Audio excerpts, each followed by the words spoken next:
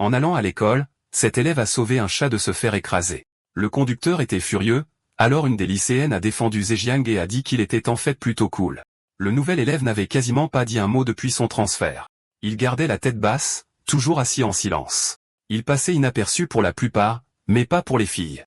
Un après-midi, pendant qu'il faisait la sieste, les filles admiraient son physique, et l'une d'elles a même jeté un coup d'œil furtif. Plus tard, elle la lui a montré avec un sourire timide. Mais juste à ce moment-là, son petit ami est entré. En les voyant ensemble, il a commencé à se moquer du nouveau parce qu'il était si silencieux et maigre. La fille a ignoré la remarque, disant à Taku de s'asseoir car le cours allait commencer. Plus tard dans la journée, Taku a surpris sa copine en train d'admirer à nouveau le nouveau. Elle ne l'a même pas regardé, s'asseyant juste près de Zuzan. À cause de ça, Taku n'arrivait pas à se concentrer sur le match et bam, un ballon l'a frappé en plein visage.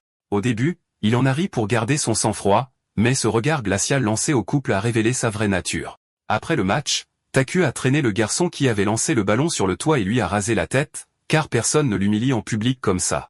Par coïncidence, c'est exactement là que Zhejiang traîne, donc il a tout vu. En le remarquant, Taku a menacé de faire la même coupe à Zuzan, mais le protagoniste n'a pas dit un mot, le fixant simplement calmement. Taku a essayé, mais n'a pu obtenir aucune réaction de sa part. Il a donc reculé, prétendant ne l'épargner que pour empêcher les filles du lycée de déclencher une guerre. Ce soir-là, alors que Zhejiang rentrait chez lui, deux élèves se sont approchés et lui ont dit que le petit ami voulait lui parler. Quand Zhejiang est arrivé, le petit ami lui a montré le téléphone de la fille. Son fond d'écran était cette photo qu'elle avait prise de Zhejiang. Elle a essayé de minimiser la situation, disant que ça ne signifiait rien et demandant à Zhejiang de partir. Le petit ami, complètement enragé, l'a soudainement giflé violemment, la projetant au sol. « Pourquoi es-tu de son côté au lieu du mien ?» a-t-il hurlé, mais elle a tenu bon. « Tu te dis mon petit ami, mais tu sors toujours faire la fête avec d'autres filles. » Furieux, il lui a donné un coup de pied en plein dans le ventre. Juste au moment où il levait la main pour la frapper à nouveau, Zhejiang est intervenu et a bloqué le coup. Le petit ami a frappé Zhejiang de toutes ses forces, mais ça ne l'a même pas déstabilisé. Quand il a attaqué à nouveau, Zhejiang a esquivé rapidement et lui a asséné un coup de poing massif qui l'a mis à terre. Tout le monde autour est devenu silencieux, complètement abasourdi. Les autres brutes se sont précipités sur Zhejiang, mais il les a mis KO un par un. Puis il s'est retourné vers le petit ami et a commencé à le rouer de coups jusqu'à ce que les filles interviennent pour l'arrêter. C'est à ce moment-là qu'elle a réalisé que le garçon silencieux n'était pas seulement silencieux. Il portait en lui une part d'ombre cachée. Revenons au début de l'incite du point de vue d'Erium, qui, en quittant l'école, a vu les garçons appeler Jizen et les mener de force là où se trouvait Tatsu. Elle est restée là à regarder, essayant de comprendre ce qui se passait. Mais elle a rapidement décidé de les suivre pour voir ce qui allait se passer. Courant avec son parapluie, elle a atteint le coin de la rue et s'est cachée. Quand elle a regardé, elle a vu Jizen donner des coups de poing et de pied à tous les garçons, comme s'il était un animal sauvage. Et les garçons criaient désespérément pour qu'il s'arrête. Elle était pétrifiée. Observant cette scène terrifiante, le garçon, en partant de là, un peu sonné par ce qui venait de se passer, est passé devant l'endroit où la fille se cachait sous son parapluie. Ils se sont regardés un bref instant, et elle lui a offert un abri sous son parapluie. Mais Jizen lui a simplement tourné le dos et s'est éloigné sous la pluie. Le lendemain matin à l'école, les jeunes ont remarqué assez tôt l'absence de Tak, mais son absence n'était pas inhabituelle. Mais l'absence de Jizen a davantage attiré leur attention. La petite amie de Yena était triste car sans Jizen, tout semblait vide. Pendant qu'elle pensait au garçon, un peu plus loin, celui qui avait vu Jizen battre les brutes racontait ce qui s'était passé à un homme, surpris d'apprendre que Taxa avait été tabassé et était maintenant à l'hôpital. Il a demandé au garçon comment allait son ami, qui a répondu qu'il devait être hospitalisé un certain temps car il avait des fractures au visage et que Taxu ne voulait pas de visiteurs, pensant que c'était une honte.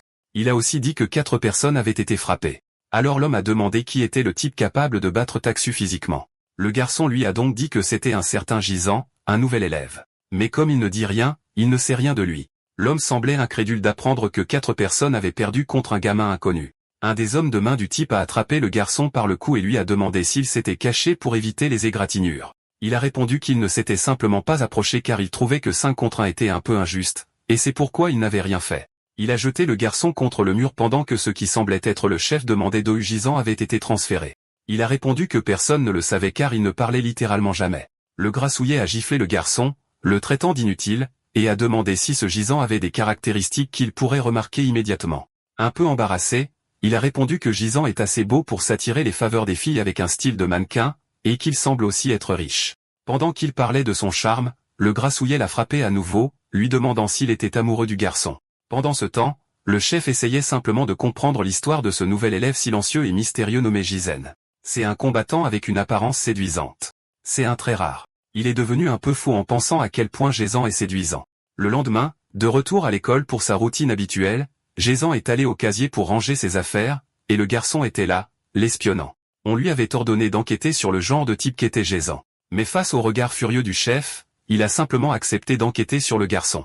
Mais au moment de le faire, il s'est lamenté d'être dans cette situation. Jizen a ouvert son casier, qui était pratiquement vide.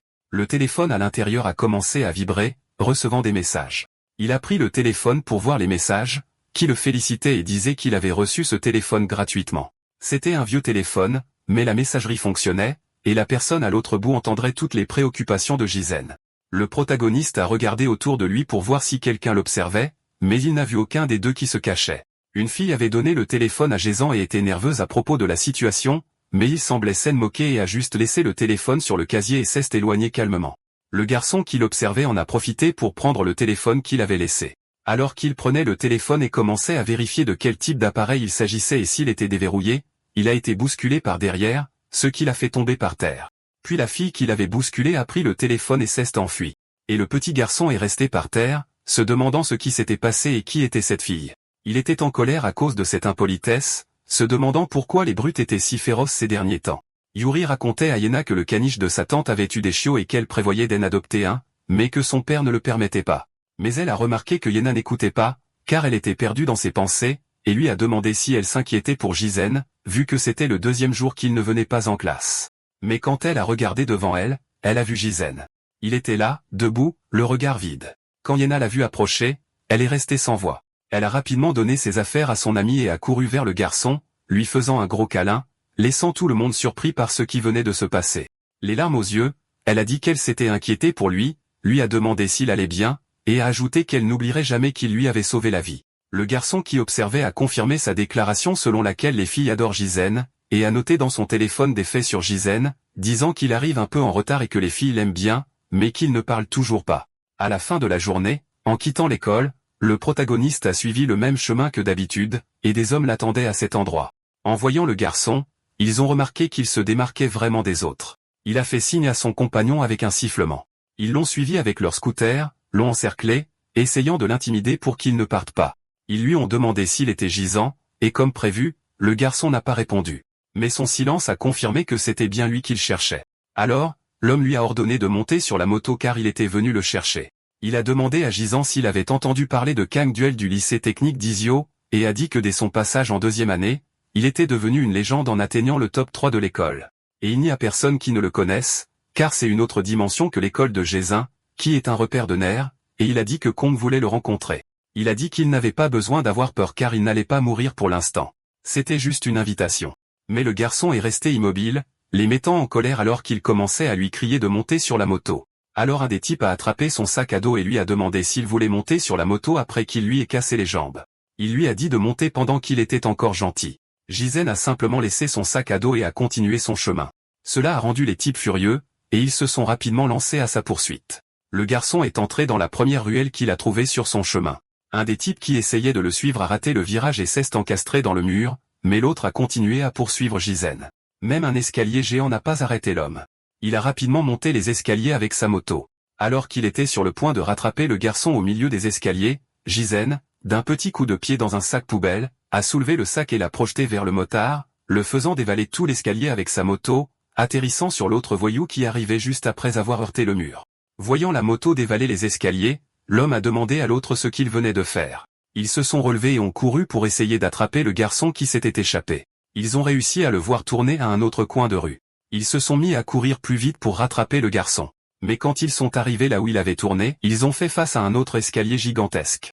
Au milieu des escaliers, ils ont vu le garçon s'enfuir. Quand ils ont enfin réussi à le rattraper, en se retournant, ils ont réalisé que ce n'était pas la même personne qu'ils poursuivaient, ce qui les a rendus encore plus furieux. Ils ont attaqué le garçon mystérieux juste par colère qu'il soit là au mauvais moment, tout en l'insultant et le frappant. Jizen les a observés depuis les toits et est parti sans être revu. De retour à la base de Billy, les hommes ont rapporté qu'ils n'avaient pas pu attraper le garçon. Le grassouillet colérique a crié sur les deux pour leur incompétence et leur a donné des coups de pied. Les deux ont expliqué que le garçon s'était enfui dans une ruelle qui ressemblait à un labyrinthe, c'est pourquoi ils n'ont pas pu l'attraper. Le chef a dit que son anxiété grandissait de plus en plus. Il a demandé à Seung-min s'il avait découvert quelque chose sur Jae-in. En lui tendant son téléphone portable, il a dit qu'il avait enquêté autant qu'il le pouvait. Kang Duel a lu les 3 seules informations que le garçon avait notées. Il s'est mis en colère et a demandé s'il appelait ça une enquête. Le grassouillet l'a alors mis à terre avec les 3 autres. Le chef a dit de laisser le garçon partir pour le moment. Il devra amener Gisant à la porte arrière après les cours. Il a demandé si Seung-min pouvait le faire et a dit à Dae-shik de se charger de la capture du garçon.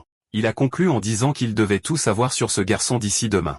Le grassouillet a obéi aux ordres pendant que le petit garçon était de plus en plus choqué d'être impliqué là-dedans. Le lendemain, tôt le matin, Seung-min achetait 2 sodas quand un de ses amis est arrivé, lui demandant s'il en achetait un pour lui. Mais le garçon a nié, disant qu'il n'y avait aucune raison de le lui donner, et son ami lui a alors demandé à qui il comptait l'offrir.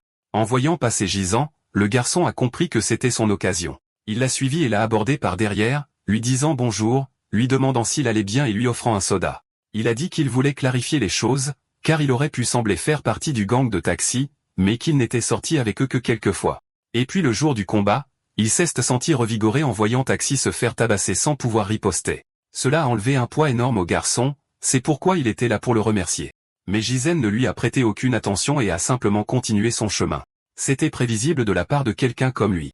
Et maintenant, le garçon se demandait comment il allait réussir à l'emmener à la porte arrière. Mais la peur du grassouillet l'a motivé. La journée est passée et l'heure du déjeuner est arrivée. Tout le monde quittait la salle de classe pour aller manger. Mais Gisant a continué à dormir dans la salle de classe un peu plus longtemps. Alors qu'il se levait, Seung-min l'observait secrètement depuis la porte, et il a compris pourquoi il n'avait jamais vu le garçon à la cafétéria. C'était parce que ce type préparait son déjeuner à part. Gisant est allé au même endroit où il déjeunait toujours, et en arrivant au banc, il a de nouveau trouvé le téléphone portable avec un message demandant si ce serait encore du pain pour le déjeuner aujourd'hui. Puis il a remarqué quelqu'un accroupi pour se cacher. Celle qui essayait de lui parler via le téléphone portable était Arium. La fille a profité du fait qu'il avait le téléphone en main et a commencé à lui envoyer plusieurs messages. Lui demandant s'il mangeait toujours seul sur le toit, disant qu'elle aussi, et qu'elle l'avait vu quelques fois sur le toit, alors elle voulait lui parler. Alors qu'il cherchait qui lui envoyait des messages, la fille en a envoyé un autre disant qu'elle était à sa gauche. Quand il a regardé, elle a levé la main pour lui faire un signe et l'a rabaissé. Par message, elle a dit que ce n'était toujours pas facile d'affronter les gens, qu'elle avait entendu dire qu'il ne parlait pas et qu'elle était pareille. Elle lui a demandé pourquoi il ne disait rien. Juste au moment où il s'apprêtait à taper sa réponse, quelqu'un est arrivé en criant à l'endroit où il se trouvait. C'était Seung-min, prétendant que leur rencontre était une coïncidence. Il a dit qu'il était venu là pour manger son petit pain et a demandé ce que Gisant mangeait. Même sans recevoir de réponse, il s'est assis à côté de lui en disant qu'il mangerait avec lui. Puis il y a eu cette atmosphère gênante, et ils ont tous les deux mangé en silence complet. Le garçon a commencé à gémir doucement, et cela a attiré l'attention de Gisant. En pleurant, Seung-min a dit qu'en réalité, il n'avait pas d'amis. Et c'est pourquoi il traîne avec les gars de Taxa, parce qu'il ne voulait pas être exclu. Il a dit à Gisant que puisqu'ils étaient tous les deux des marginaux, ils devraient être amis. Mais le garçon n'a prêté aucune attention à ce qu'il disait. Le plan de Seung-min n'a pas fonctionné. Même verser des larmes n'a pas aidé. Notre protagoniste s'est levé pour partir, mais le garçon ne voulait pas que son effort soit vain. Il lui a attrapé le bras en demandant s'il était ami ou non. Comme prévu, il ne lui a prêté aucune attention. Il est juste parti, laissant l'imbécile là, attendant une réponse. Un peu plus tard, presque l'heure de partir, Dae-shik envoyait un message au garçon, lui demandant où il était et pourquoi il ne lui avait pas amené Gisant. Le professeur terminait le cours, et le garçon était désespéré, se demandant comment il allait faire. Il ne pouvait pas abandonner et s'est lancé à la poursuite de sa cible. Il ne le trouvait nulle part et devenait de plus en plus désespéré, pensant qu'il était peut-être déjà parti. En arrivant à la salle de 5e année, il ne l'a pas vu au début. Mais ensuite, il a vu le garçon assis devant la fenêtre, regardant l'agitation dehors. On aurait dit qu'il tournait une publicité avant de partir. D'autres messages du grassouillet demandant combien de temps cela prendrait ont motivé le garçon à agir rapidement. Il a alors appelé Gisant pour lui parler. Il a dit qu'il avait appelé sa mère pour lui dire qu'il s'était fait un ami, et qu'elle était très heureuse. Et qu'elle avait dit d'amener son nouvel ami à son travail pour qu'elle puisse le rencontrer. Il a demandé si Gisant pouvait l'accompagner juste pour faire semblant d'être son ami. Seung-min pensait qu'en utilisant sa mère comme appât, il ne pourrait pas refuser, et il a attendu la réponse du garçon. Comme il ne disait rien, il s'est approché pour l'emmener, guidant le garçon vers l'endroit où il devait aller, disant que pour se rendre au travail de sa mère, il devrait passer par la porte arrière pour aller plus vite. Il savait que dans ce quartier, si on était naïf, on ne survivait pas longtemps. Il en a profité pour avertir le grassouillet qu'il passait par la porte arrière. Discrètement, le grassouillet est passé à côté de Gisèle et l'a bousculé avec une force considérable. Le garçon a perdu l'équilibre et était sur le point de tomber. Mais Daishik l'a rattrapé par la bretelle de son sac à dos en lui disant de faire attention. Et que s'il abandonnait si facilement, il n'y avait aucune raison pour que le chef ait attendu si longtemps. Il a jeté le garçon contre le mur comme un sac poubelle. Il a dit que c'était un plaisir de rencontrer le fameux silencieux. Il l'a attrapé par le cou et a dit que son visage était joli, mais que ses compétences n'étaient apparemment rien de spécial. Jizen a posé son pied sur la poitrine du grassouillet et l'a repoussé, se libérant de son emprise. Quand le garçon a atterri par terre, le téléphone qu'il avait reçu a glissé de sa poche et a glissé vers l'égout voisin. Le garçon potelé l'a de nouveau chargé en lui demandant si c'était tout ce qu'il avait à offrir. Il a donné un coup de poing, mais Jizen a réussi à le bloquer avec ses bras. Mais cela l'a fait reculer vers la bouche d'égout, et il en a profité pour attraper son téléphone au bord pour l'empêcher de tomber dedans. Rempli de rage, Daishik a dit qu'il l'achèverait au prochain coup, et le garçon s'est levé, prêt pour le duel. Daishik a demandé si avec ce corps maigre, il pouvait gérer un combat avec une telle différence de poids. Le garçon se cachait, se sentant coupable d'avoir amené Jizen là, car le garçon potelé allait l'achever. Puis le garçon potelé a chargé Jizen en lui disant d'essayer de bloquer le prochain coup. Le jeune homme intelligent a utilisé son sac à dos pour se défendre, mais même ainsi, il a été projeté en arrière jusqu'à heurter le mur. Le garçon potelé a été surpris qu'il ait utilisé son sac à dos pour se défendre et a dit qu'il était plus malin qu'il n'en avait l'air. Jizen a sorti les affaires de son sac. Et Daishik est arrivé en courant vers lui, disant que ce genre de ruse ne fonctionnerait plus. Quand il a frappé, le jeune homme a esquivé avec habileté. Il a utilisé la sangle de son sac à dos pour l'enrouler autour de la jambe du type, tirant de toutes ses forces pour le déstabiliser. Il a jeté le garçon potelé au sol comme un sac de pommes de terre. Daishik n'a rien compris à ce qui venait de se passer. Alors qu'il essayait de se relever, Jizen préparait déjà son prochain coup. Un coup de pied en plein visage du garçon potelé, qui ne pouvait même pas imaginer d'où ce gamin maigre tirait toute cette force. Et juste après ça, il a reçu un violent coup de pied au visage. Et le garçon caché a été surpris de voir cette scène et n'arrivait pas à croire que Daishik se faisait battre. Voilà le garçon potelé, le visage tout amoché. Jizen lui a simplement tourné le dos avec cet air de dédain. Il a ramassé le téléphone qui était tombé par terre. Mais le garçon potelé s'est relevé et a couru vers lui, disant que le combat n'était pas encore terminé. Et il a donné un coup de poing dans la poitrine de Jizen, le projetant au sol. Il a ramassé le téléphone du gamin qui était tombé, demandant s'il était très important pour lui, et a dit qu'il devait de toute façon l'emmener, et que c'était dommage de devoir le prendre vivant. Puis soudain, le type à moto est arrivé. Le garçon potelé est monté sur la moto et a dit que si le gamin voulait récupérer son téléphone, il devrait aller à Ali Park. En partant, il a dit que l'accueil était prêt pour lui. Le petit garçon effrayé a couru vers Jizen pour lui demander s'il allait bien, et il a été impressionné de voir qu'il n'avait aucune blessure. Il a demandé ce qu'il allait faire maintenant qu'on lui avait pris son téléphone. Et s'il y avait des informations compromettantes, ses informations personnelles et sa vie privée seraient exposées, et il aurait des ennuis. Il a dit que sa mère pouvait attendre la prochaine fois et qu'il devrait se dépêcher d'aller à Ali Park. Le garçon a joué son rôle à 120% jusqu'à ce moment. Maintenant, il n'avait plus qu'à attendre pour voir s'il irait ou non. Notre protagoniste s'est levé en silence et s'est éloigné. Et le garçon a été surpris de voir qu'il allait effectivement chercher son téléphone. Il est ensuite arrivé devant un escalier en bois géant. Il a commencé à monter, passant devant quelques fauteurs de troubles. En approchant du haut de l'escalier, il a commencé à voir plusieurs types. Ils semblaient tous faire partie d'un gang, et ils l'attendaient tous. Ils ont formé un couloir, et au bout du couloir se trouvait leur chef, qui était ravi de voir que Jizen était venu.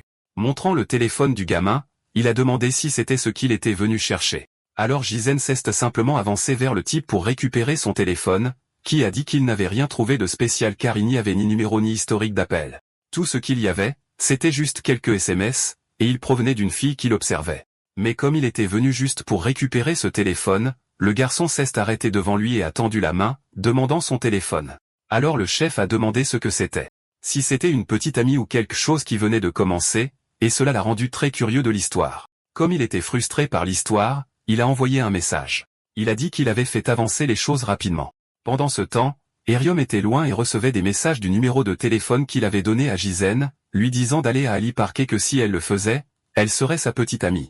Donc si elle y va après avoir lu ce message, c'est certain qu'elle aime beaucoup Jizen.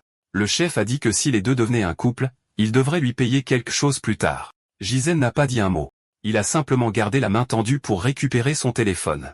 Le type a demandé s'il le voulait vraiment et a dit que ses hommes de main avaient eu un peu de mal à l'amener là. Ce salaud de Tatsu avait toujours été très imprudent, et le chef savait qu'un jour il se ferait mal. Mais de toute façon, ils étaient camarades de classe à l'école primaire, et il a demandé si le gamin était prêt à en payer le prix. Mais le gamin est resté silencieux, ce qui a fait sourire le chef de voir qu'il était vraiment complètement muet. Il a alors dit que s'il pouvait tenir contre ses hommes de main, il lui rendrait son téléphone. Il a expliqué qu'il ne devait pas le savoir puisqu'il était un nouvel élève, mais que les combats pour la hiérarchie étaient féroces dans ce quartier. Et au moment où il s'en est pris à Taksu, il est entré dans la lutte pour la hiérarchie. Et il a conclu en disant qu'il voulait voir ce dont il était capable. Le garçon potelé s'est déjà jeté sur lui, assoiffé de vengeance. Lançant un coup de poing au gamin, mais il a facilement esquivé. Laissant le garçon potelé rempli de rage, qui a crié aux autres de frapper ce gamin. Tout le monde a alors commencé à attaquer le garçon, qui esquivait habilement les coups sans riposter. Il a esquissé un geste pour se défendre, mais ils étaient trop nombreux. Ils ont fini par frapper le garçon, qui a réussi à protéger son visage des coups. Il est tombé aux pieds d'un des hommes qui a frappé le garçon en plein visage. Alors certains ont profité du fait qu'il était au sol et ont commencé à lui donner des coups de pied.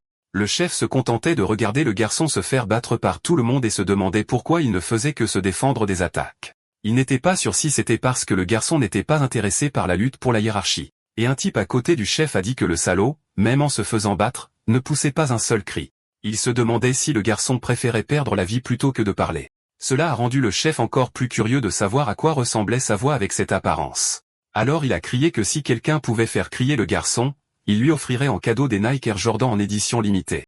Cela a motivé ce groupe de durs à frapper le garçon encore plus fort. Divers coups ont été portés, et Jizen ne faisait que se défendre. Et le chef lui a crié de montrer ce qu'il avait dans le ventre et de prouver qu'il était une perle rare. Daishik est arrivé en disant au garçon de s'écarter. Donnant un coup de pied au garçon, il a demandé où était passé l'entrain qu'il montrait plus tôt et notre protagoniste est tombé au sol, le visage amoché. Un garçon a profité qu'il soit au sol et a ramassé une pierre, disant au chef qu'il allait faire crier ce salaud, et qu'il n'aimait pas son apparence depuis le début, et que cela réglerait le problème. Mais le chef a alors donné un coup de pied dans la main du garçon pour lui faire lâcher la pierre, et a demandé s'il voulait mourir en s'abaissant à un tel niveau. Il a attrapé Jizen par la chemise et l'a soulevé près de son visage. Il a demandé pourquoi il semblait aimer se faire frapper, ce qu'il essayait de cacher et a dit que cela ne finirait pas tant qu'il n'aurait pas prouvé sa valeur. Le garçon qu'il avait envoyé là-bas se cachait, regardant ce qu'il faisait à Jizen. Et comme prévu, ce gang était d'un tout autre niveau que celui de Taxi. Mais pendant qu'il pensait à ça, il a vu Eriam approcher, puis le téléphone dans la main du chef a vibré. En lisant le message qui était arrivé, il était écrit de laisser Jizen partir. Rapidement, il a regardé autour de lui pour voir s'il pouvait trouver quelqu'un et a vu la fille debout là, son téléphone à la main. Il a dit au garçon que peut-être maintenant il avait retrouvé la volonté de se battre parce que sa petite amie potentielle était là. D'un simple signal, il a ordonné à ses hommes de main d'aller vers la fille. Et en agitant le téléphone, il lui a crié de s'approcher. Pendant qu'elle tapait un autre message, le type s'est approché d'elle par le côté. Il l'a attrapée par le bras et a été impressionné par sa beauté. Elle a essayé de lui échapper, mais il l'a serré plus fort et lui a demandé où elle pensait aller. Et le petit garçon lâche qui se cachait derrière l'arbre était terrifié de voir la fille qu'il aime dans cette situation, mais n'a rien fait. Le type a traîné la fille plus près des autres et a dit qu'elle devait voir à quoi ressemblait son petit ami. Il l'a livrée au chef du gang. Elle et Jizen se sont regardés dans les yeux pendant quelques secondes, se souvenant de brefs moments où ils s'étaient vus. Et voilà la fille, le bras blessé et rempli de peur. Les hommes de main étaient impressionnés qu'elle soit réellement venue. Et le garçon potelé a demandé si elle était venue parce qu'elle voulait être la petite amie de ce salaud, mais qu'il était un peu occupé maintenant. Parce qu'il était un type tellement frustrant et qu'il donnait une leçon à ce perdant, la fille a tapé un message disant qu'il n'était qu'un ami et demandant à nouveau de le laisser partir. Le chef a alors demandé pourquoi elle ne parlait pas non plus et a demandé le nom de la fille. N'obtenant pas de réponse, c'est là qu'il a trouvé le point commun entre les deux. Tout le monde a commencé à se moquer d'eux parce qu'ils ne communiquaient que par message et les a traités de bizarres. Et le chef a dit que peu importait qui le faisait, mais que quelqu'un devait les faire parler et gagnerait une récompense. Le garçon potelé a demandé si même la fille était éligible pour la récompense, et le chef a dit oui. Alors les types sont allés vers la fille et ont commencé à la harceler, disant que puisqu'elle ne parlait pas, elle ne refuserait rien. Certains lui tenaient les bras pendant que d'autres jouaient avec ses cheveux, et Jizen se contentait de regarder la scène. Le chef a demandé ce qu'il allait faire maintenant. S'il allait continuer à résister comme ça, alors que les types continuaient à s'en prendre à la fille. Lui tenant le visage, un des types a demandé pourquoi elle gardait la bouche fermée. Pendant que le type essayait de la forcer à parler, un des gars qui entourait la fille a pris un coup. Et le type a regardé celui qui était allongé par terre. Quand il s'est retourné pour voir ce qui s'était passé, il a rapidement reçu un coup de poing au visage. Le type au chapeau a demandé ce qu'il croyait faire, mais peu après, il a pris un coup de poing au visage et est tombé au sol comme un sac de pommes de terre, déjà inconscient. Ça a excité le chef. Maintenant, Jizen se battait enfin pour de vrai. Après avoir éloigné tout le monde de la fille, il a chargé le reste, et la fille était terrifiée par ce qui se passait. Tout le gang a alors uni ses forces pour affronter le garçon. Certains lui ont asséné des coups de poing. Il en a attrapé un par la jambe et l'a projeté sur les autres, mais un autre type lui a sauté dessus. Rapidement, Jizen l'a attrapé par les cheveux et lui a donné plusieurs coups de poing au visage. Un des membres du gang a essayé de donner un coup de pied au garçon, mais il a esquivé. Il a attrapé la jambe du type et l'a mis à terre.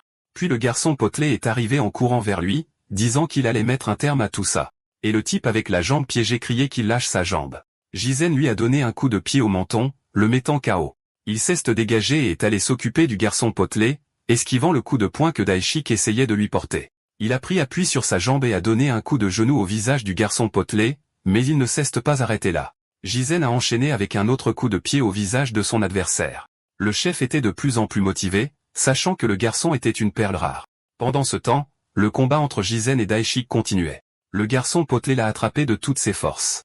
Ayant déjà perdu une dent, il était furieux de se faire battre pour la deuxième fois. Le garçon a levé les bras bien haut. Il a frappé le visage du garçon potelé avec ses coudes, touchant ses yeux, et a continué à frapper le visage de son ennemi, lui faisant perdre d'autres dents avant de tomber inconscient. Tout le monde était incrédule devant cette scène, car personne ne s'attendait à voir Daeshik vaincu. Le combat a continué avec Jizen contre tout le gang. Au milieu des coups de poing et de pied, tous ses adversaires sont tombés un par un.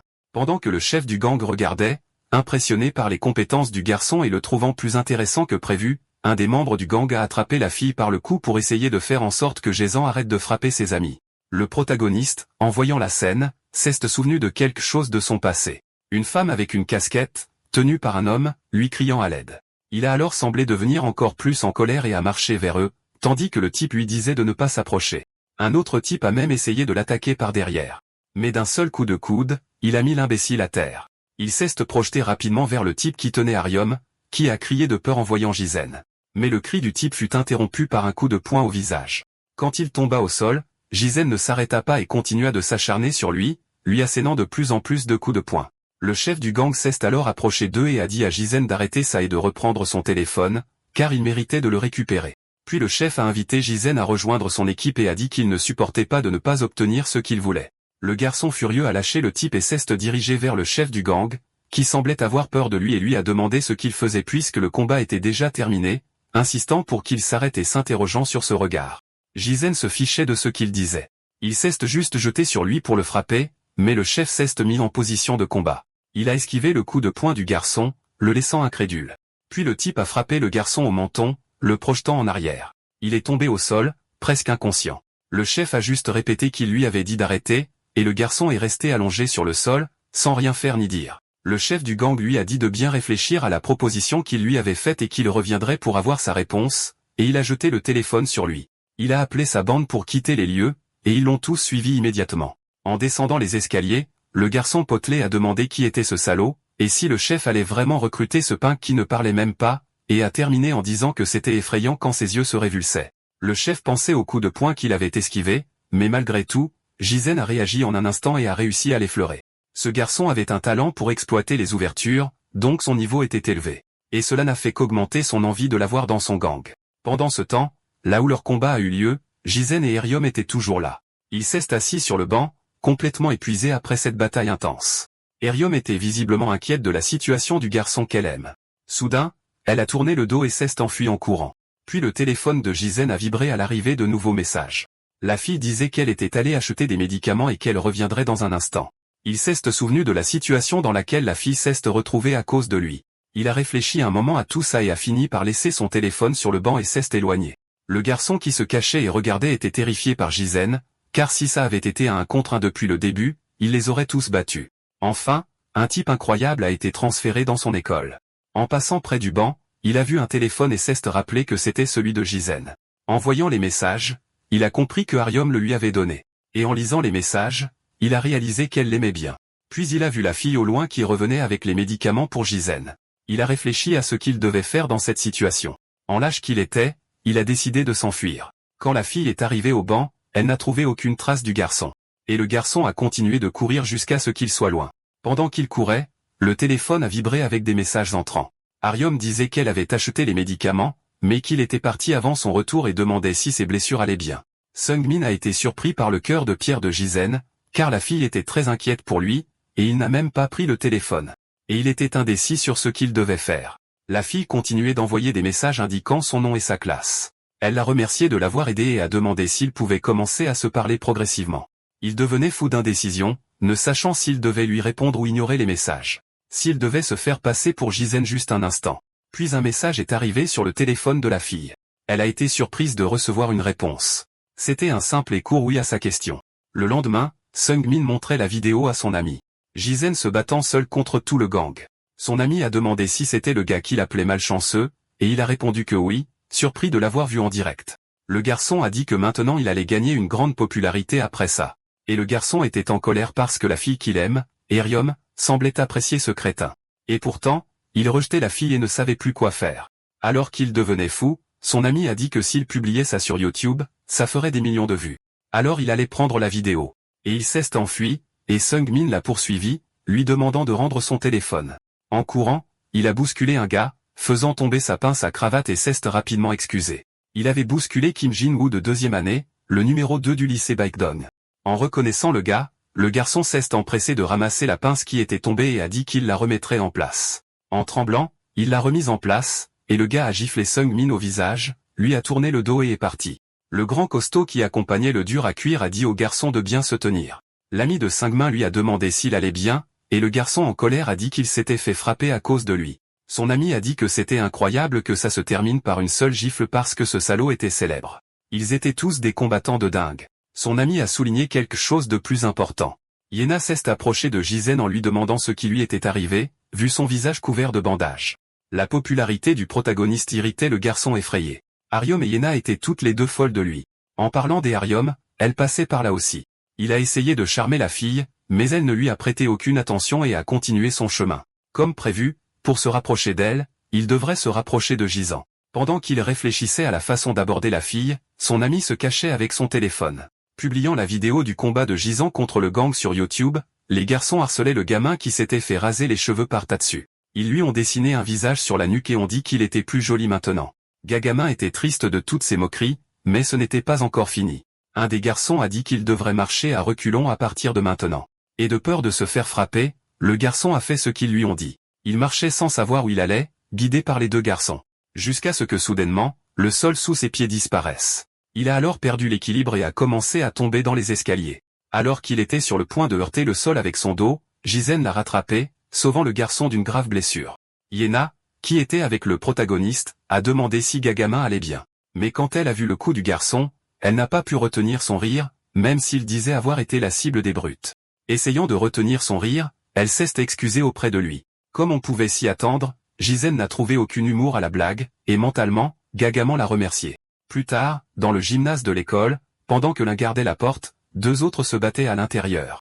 Entourés par d'autres élèves qui acclamaient et encourageaient les deux combattants au centre. Ça ressemblait à un spectacle. Des paris étaient même placés sur ces combats. Kim Jin-woo trouvait ce combat ennuyeux jusqu'à ce qu'un gars lui tende son téléphone pour lui montrer une vidéo. C'était la vidéo du combat de Gisant que l'ami de Seung-min avait publié plus tôt. Et à chaque seconde qui passait, le nombre de vues ne cessait d'augmenter. Kim Jin-woo a demandé si ce garçon était de leur école et on lui a répondu que c'était probable, car l'uniforme était le même. Les deux étaient impressionnés par les compétences du garçon. Mais la vidéo était prise de trop loin pour voir clairement. Et s'il était vraiment de cette école, ce serait un succès. Il a donc demandé à tout le monde dans le gymnase si quelqu'un savait s'il y avait eu de nouveaux élèves transférés récemment. Un garçon a répondu que dans la classe d'à côté, il y avait le gamin silencieux et a dit qu'il était en 5e. Il y avait aussi une rumeur selon laquelle Tatsu avait été hospitalisé à cause de cet élève, mais personne n'en parlait beaucoup, donc ce n'était pas certain. Kim Jin-woo était tout excité quand il a appris qu'il avait battu Tatsu et a dit à un de ses laquais de se renseigner sur lui car il semblait être un gars intéressant. À l'heure du déjeuner, des garçons ont appelé Gagamin pour qu'il vienne avec eux, mais il a trouvé une excuse. Quand Gisèle a quitté sa classe, il l'a collé et a dit qu'il avait acheté du pain, demandant s'ils pouvaient manger ensemble. Comme le protagoniste n'a dit ni oui ni non, il l'a simplement accompagné en disant qu'il mangerait avec lui de temps en temps. Quand ils sont arrivés sur le toit, Seung-min était déjà là à attendre. Mais la présence de Gagamin avec Gisant l'a laissé perplexe quant à ce qui se passait. Pendant que l'un disait qu'il attendait pour manger avec Gisant, l'autre disait qu'il était venu pour ça aussi. Quand il s'est tourné pour parler au protagoniste, Seung-min a vu les dessins sur son cou et a commencé à rire, disant qu'il serait toujours le rigolo. Mais Gagamin a dit qu'il n'essayait pas d'être drôle et que son corps était marqué par la réalité de la violence scolaire et qu'il ne pouvait pas résoudre ça juste en le cachant. On ne peut pas simplement éviter la vérité, a conclu le garçon avant de demander à Seung-min de le prendre en photo. Ne comprenant pas le but de la photo, le garçon l'a prise quand même. Pendant qu'il prenait la photo, le téléphone qui appartenait à Gisant était dans sa poche et a vibré. S'éloignant des garçons, il leur a dit de continuer à manger et qu'il revenait tout de suite. Il a sorti le téléphone de sa poche et a lu le message d'Erium souhaitant un bon déjeuner à Gisèle. Mais étant un peu niais, il a interprété le message comme s'il lui était destiné et a répondu à la fille en lui souhaitant un bon déjeuner également. Ce simple message a fait tourner la tête de la fille. Soudain, Jamon a franchi la porte, et Seung-min, effrayé, a demandé ce qu'il faisait là, et il est allé directement où Gisant était assis. Il a dit qu'on lui avait dit que le gamin silencieux restait habituellement sur le toit pendant le déjeuner. Et maintenant, il confirmait que c'était vrai et s'est approché du garçon. Il a tendu son téléphone, montrant la vidéo du combat, et a demandé si c'était lui. Seung-min a paniqué en apprenant que son ami avait réellement posté une vidéo sur YouTube. Gagamin a demandé ce qui se passait, et le gars a répondu qu'il y avait beaucoup de rumeurs à ce sujet, et qu'il voulait voir les compétences du garçon en personne. Mais Gisèle l'a ignoré, ce qui l'a mis en colère. Se préparant déjà à frapper, Jamon a demandé s'il n'écoutait pas. Quand il a essayé de frapper le garçon avec un coup de poing, Gisèle a calmement esquivé. Il a essayé de lancer de plus en plus de coups, mais n'a pu en placer aucun, ce qui n'a fait qu'augmenter sa colère. Et il a dit que puisque le garçon ne pouvait pas se lever, il serait vaincu de toute façon. Il a essayé de lancer un autre coup de poing, et le garçon a de nouveau esquivé. Et il a seulement donné un coup de pied dans le tibia de son adversaire, le déséquilibrant, le faisant flotter en l'air un instant, puis il est tombé le visage le premier sur le banc. La brute s'est mise à crier de douleur après ça, et Gisant l'a juste regardé avec un air de dédain. Le visage de Jamon était couvert de sang car il s'était cassé le nez en heurtant le banc. En faisant face au garçon, il a ressenti une aura absurde, le laissant mort de peur et le faisant s'enfuir immédiatement. Les deux autres étaient impressionnés par la vitesse à laquelle il est parti. Gagamin a demandé ce qu'était Gisant, car ce n'était pas une personne normale. Seung-min a expliqué que c'était Gisant qui avait hospitalisé Tatsu, et cela n'a fait que rendre le protagoniste encore plus incroyable aux yeux du garçon. Mais Seung-min a dit que le fait que ce type soit venu le chercher était un peu dangereux. Il a mentionné que ce salaud faisait partie du gang de Kim Jin-woo, et quand il pensait que quelqu'un avait du talent, il l'entraînait de force pour le faire combattre. Et maintenant, il semblait que Gisèle était devenue une cible pour lui. Il a aussi dit avoir entendu que certains gars postulaient pour gagner de l'argent et que quelqu'un comme Gisèle pourrait facilement en gagner beaucoup. Gagumon a demandé de quelle bêtise il parlait et a dit que puisque Gisèle ne parlait pas, il refuserait pour lui. Il a conclu que Gisèle ne semblait pas aimer se battre ni s'affirmer. Gagaman s'est alors autoproclamé la voix de Gisèle. Puisqu'il était ami maintenant, il pouvait le faire pour lui. Certains doutaient de leur amitié, mais Gagaman a insisté sur le fait qu'il était ami. De retour en classe pour la deuxième partie de la journée, quand ils ont vu Gisèle arriver, un brouhaha a commencé. Et certains camarades sont venus avec leur téléphone à la main, montrant la vidéo et demandant si c'était vraiment lui demandant d'au moins hocher la tête si c'était le cas. Gagaman est intervenu, leur disant de ne pas déranger le garçon et que s'il avait quelque chose à dire, il devait le lui dire d'abord. Tout le monde s'est mis en colère contre cette intervention et s'est rapproché du garçon. La porte s'est ouverte brusquement, et Kim Jin-woo est entré dans la classe. Il s'est arrêté à l'avant de la salle et a demandé qui était le nouvel élève. Tout le monde hésitait un peu à désigner le garçon, mais Gagamin, debout à côté de lui, a attiré son attention. Et le gars s'est dirigé vers les deux. Mais Gagamin s'est placé devant le garçon. Et quand Kim Jin-woo s'est approché, il a demandé ce qu'il faisait. Un peu effrayé, il a dit qu'il était l'ami de Gisèle et son représentant, donc il devait d'abord lui parler. Le gros, qui semblait être le sbire du type, lui a demandé pour qui il se prenait, et il a insisté pour qu'il lui parle d'abord. Giflant le garçon, le gros a demandé s'il était un idiot. En tombant au sol, il a tourné le dos, permettant au gros de voir le visage dessiné sur sa nuque. Il l'a attrapé par le col de sa chemise, l'a soulevé et a dit que ce salaud était très drôle. Gisèle s'est soudainement levé comme mue par une impulsion. Et Kim Jin-woo a demandé si c'était lui le salaud qui avait cassé le nez de Jamon. N'obtenant aucune réponse, il lui a tendu la carte de visite et a demandé s'il avait entendu parler de son club. Il a dit qu'il avait envoyé ce type pour l'inviter, mais comme il n'avait pas réussi, il avait décidé de venir personnellement. Ne voyant aucune réaction du garçon, il a essayé une autre stratégie en lui demandant s'il aimait gagner de l'argent. Alors Gagamin s'est levé, interrompant la conversation entre les deux, et a dit que Gisèle n'aimait pas se battre et n'irait pas dans l'arène. Kim Jin-woo en avait déjà marre de cet idiot. Il a donné un coup de pied dans la poitrine du garçon, le projetant en arrière. Il est tombé sur les chaises, se blessant. Le gars a continué à s'en prendre à lui et a demandé s'il ne savait pas quand ne pas se mêler, et pourquoi il agissait comme un idiot en se mettant au milieu. Il lui a crié de rester tranquille et silencieux, et a commencé à piétiner le garçon allongé sur le sol. Pendant qu'il piétinait le garçon, Gisèle a posé sa main sur son épaule, le faisant se retourner. Les deux se sont regardés pendant quelques secondes, et Kim Jin-woo lui a dit de retirer sa main de son épaule, car il détestait quand quelque chose ou quelqu'un touchait son corps. Gisèle a serré sa chemise plus fort, laissant le gars surpris. Le gros a chargé le garçon, lui disant d'enlever ses sales mains de ce type. Gisèle a facilement esquivé le coup de poing du gros et a répondu par un coup de genou au visage de son adversaire, ce qui l'a fait cracher du sang et crier de douleur.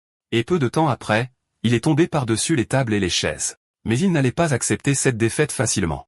Il a attrapé une chaise, se préparant à la lancer, et a dit que Gisèle était foutu maintenant. Avec une facilité extrême, Gisèle a sauté, esquivant la chaise. Il s'est arrêté sur l'une des tables puis a chargé le gros.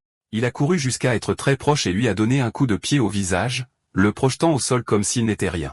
Le garçon se tenait sur l'une des tables, dégageant une aura. Et tous ses camarades de classe voyant cela ont confirmé que la vidéo était réelle. Mais furieux, le gros s'est relevé, attrapant une des tables et disant qu'il allait tuer Gisèle, alors qu'il soulevait la table au-dessus de sa tête, hurlant de rage.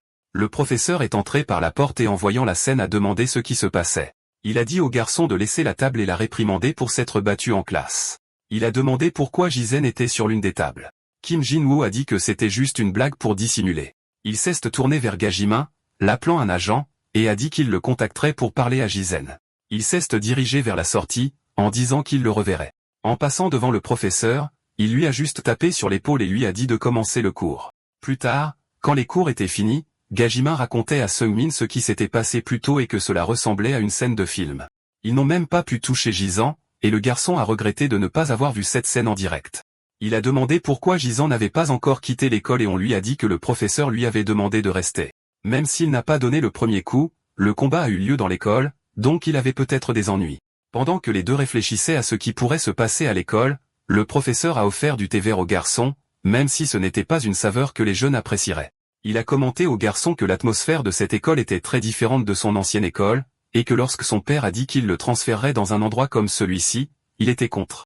Parce qu'il pensait que ce serait difficile pour lui de s'adapter, et on disait aussi qu'il ne parlait pas. Mais d'un autre côté, il était reconnaissant envers son père de faire confiance aux qualités de son ami. Il a continué en disant qu'avant le transfert, la dernière fois qu'il avait vu le garçon, c'était il y a environ 4 ans, quand il était encore à l'école primaire. Le professeur a commencé à se souvenir du moment où il a vu le garçon s'entraîner. Des mouvements incroyables pleins d'énergie. Le père du garçon l'a présenté comme un ami.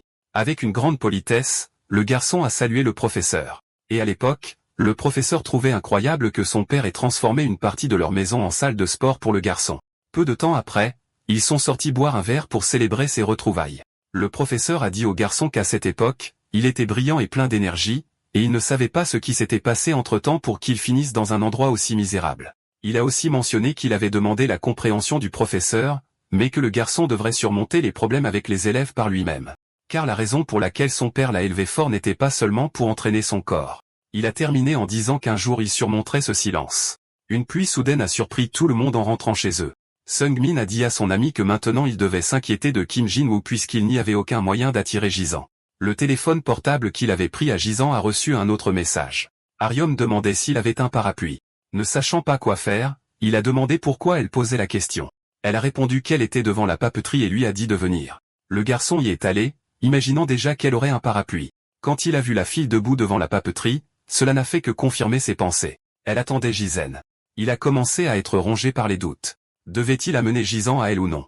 Il ne voulait pas les laisser partager un parapluie si proche l'un de l'autre. Mais il a alors eu une idée qu'il a jugée brillante, et il est parti en courant chercher le garçon pour mettre son plan à exécution. Aryom a continué d'attendre là un peu plus longtemps jusqu'à ce qu'elle entende Seung-min s'approcher, en parlant à Gisèle. Il commentait à son ami qu'il n'avait pas non plus de parapluie et qu'il avait été pris au dépourvu. En voyant la fille là, il a fait semblant de ne pas savoir pourquoi elle était là. Elle a alors commencé à fouiller dans son sac à dos, cherchant quelque chose. Elle a sorti un parapluie de rechange qu'elle avait gardé et l'a offert à Gisèle. Seung-min se sentit triste car son plan n'allait pas fonctionner. Avec le parapluie doucement tendu vers le centre, même si ses yeux et son cœur étaient tournés vers Gisèle, il voulait juste une fois que la fille le regarde. Il a alors pris le parapluie, la remerciant pour sa gentillesse, et a dit que lui et Gisèle avaient un endroit où aller. Une salle d'arcade qui avait ouvert sur la rue principale, et ils étaient sur le point d'y jeter un œil. Il lui a demandé si elle aimerait les accompagner. Pendant ce temps, Gagamin courait chez lui pour échapper à la pluie. Alors qu'il passait par une ruelle, il a rencontré 2 gars. Jamon, qui avait eu le nez cassé par Gisèle, et le grassouillet qui s'était fait battre par lui en classe. Effrayé, il leur a demandé ce qu'ils lui voulaient. Jamon a répondu que puisqu'il se disait l'âge du garçon, il avait un message à transmettre à Gisèle. Les deux ont tabassé le pauvre garçon pour passer un message à Gisèle. Jamon a dit qu'il se reverrait et a demandé au garçon de répéter ce qu'il avait dit. Avec difficulté, il a répondu que c'était pour faire participer Gisant. Le gars l'a encore frappé, lui disant de répondre correctement. Déjà en pleurs, le garçon a répondu qu'il parlerait à Gisèle. Le gars a demandé s'il savait ce que signifiait une pénalité d'accès rapide et a dit qu'il allait mourir. Puis Kim Jin-woo est apparu, demandant au gars d'y aller doucement avec le garçon. Il a pris une des cartes de visite, l'a donnée au garçon et lui a dit de dire à Gisant qu'il serait le bienvenu pour entrer dans le chenil de combat. Et les trois sont partis, laissant le garçon tout amoché. Pendant ce temps, Seung-min était à la salle de jeu qui avait ouvert, jouant aux côtés de notre protagoniste. Pendant que l'un était tout excité en jouant, l'autre semblait ne pas s'en soucier du tout avec des compétences qu'il pensait inégalées. Il a tout donné pour attirer l'attention d'Aerium. Alors qu'il se croyait le meilleur, Jizen a marqué un point contre lui. Le garçon a essayé de dissimuler, comme si tout était sous contrôle, et est retourné au jeu avec plus de soif de victoire.